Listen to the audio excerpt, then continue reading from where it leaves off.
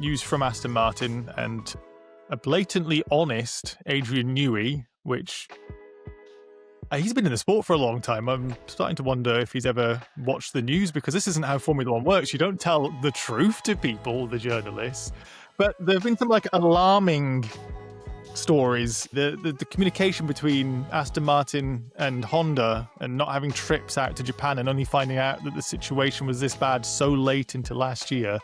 And now speculation about looking to get another team principal in, and Adrian Newey almost saying that, hey, I was always wanting to just be an interim one. It seems so unstable, to the point that in any sports, when you see so much change at the top, there's never any good outcome out of this. What the hell's going on at Aston Martin?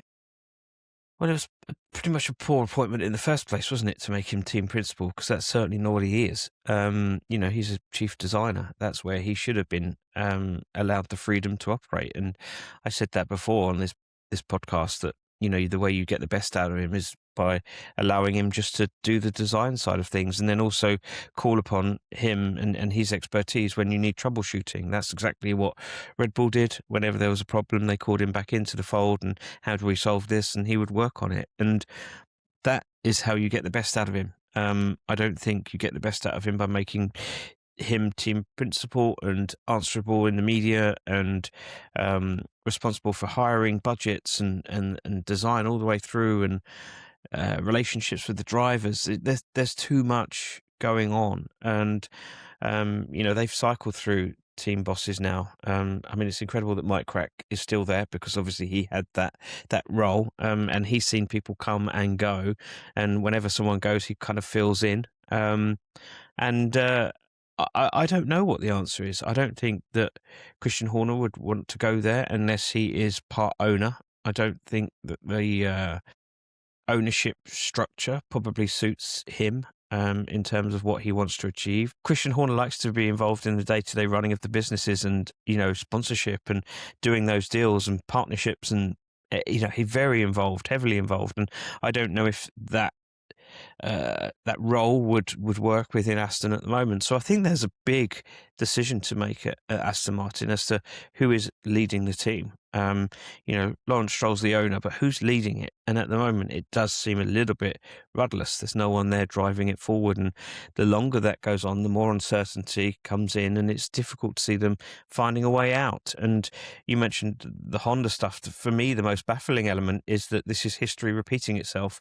I've seen this movie before with McLaren, and, it hasn't got a happy ending, I'm afraid. So it's just a mess all round.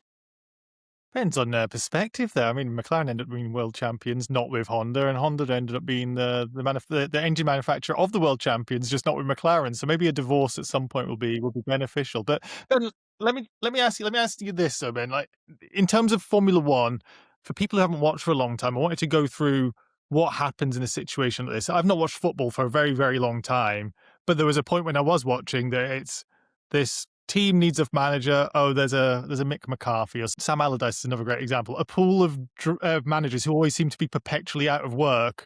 So it ends up being like, well, why do you want this person who's failed to come in? With Formula One, though, it's not like there's an infinite pool. So I've seen a lot of conversation at the moment about, could it be Christian Horner? Could it be Gunther Steiner? Mossaf now was another name that I saw build. But when I look at some of the names of team principals at the moment, and Ayo Komatsu being the one that I'm really thinking of, how took over from Gunther Steiner at Haas, and Haas had never looked better. And then you go and look at James Vowles, who also wasn't a team principal before, and despite Williams's, let's say, rocky start, what they had last year was significantly better than what they had in many seasons beforehand. And these are coming from an engineering background. Do you think there's any likelihood we could see somebody who we've not seen in a team principal role before, who might come in either externally or internally at Aston? Yeah, there's a number of elements there, isn't there? Because I think that we're seeing a trend at the moment for engineers to step up into this role, as Komatsu and Vowles did. So that is kind of vogue.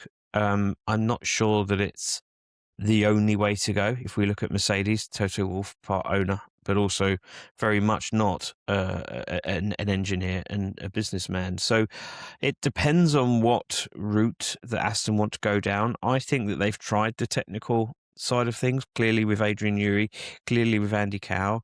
They've tried the experienced hand in Martin Whitmarsh. That hasn't worked. So maybe there is something that we're missing in terms of a new approach.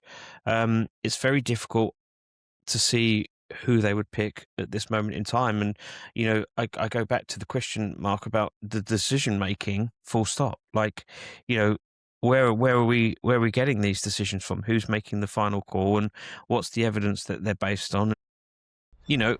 There's definitely a weakness within the organisation when it comes to picking the right decision. So yeah, it's a really, really tricky proposition for that team at the moment, and I know that they're working hard and they deserve better for all the investment and everything that Stroll's put into it, but it's difficult to see light at the end of the tunnel at this moment in time.